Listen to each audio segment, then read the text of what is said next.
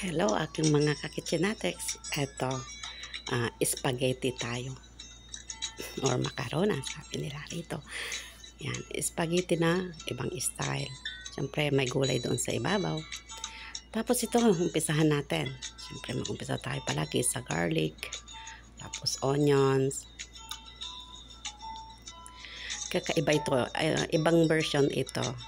Hindi usually na araw-araw na nakikita na spaghetti. So, ayan, bell pepper na green. Tapos yung celery stalk yan.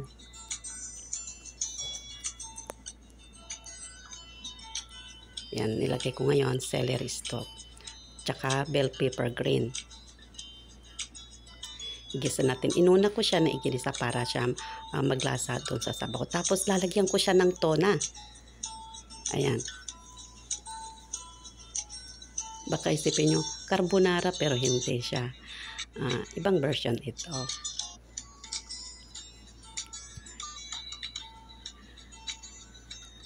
Yan. Tapos, siyempre, para medyo maano naman, maluto yung tuna at hindi siya medyo malansa. O, diba, malansa pa daw.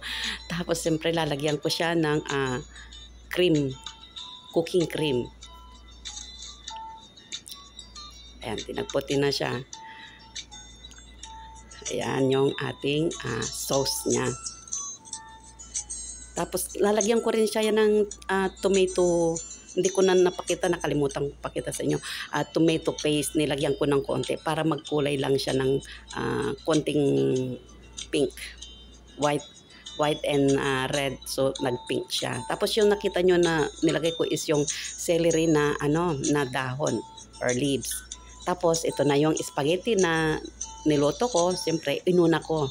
Hindi ko siya hinalo para naman maipa. Kasi pag hinahalo ko ng hinahalo, para bang nasusuya, nakakasuya siyang kainin.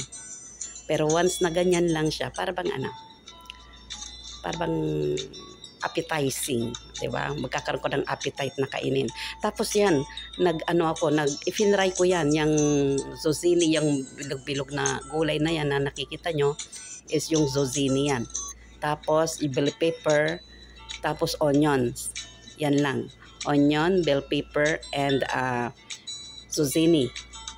Medyo pinaray ko siya. Tapos, siyempre, yung celery leaves. Yan, nilagay ko siya sa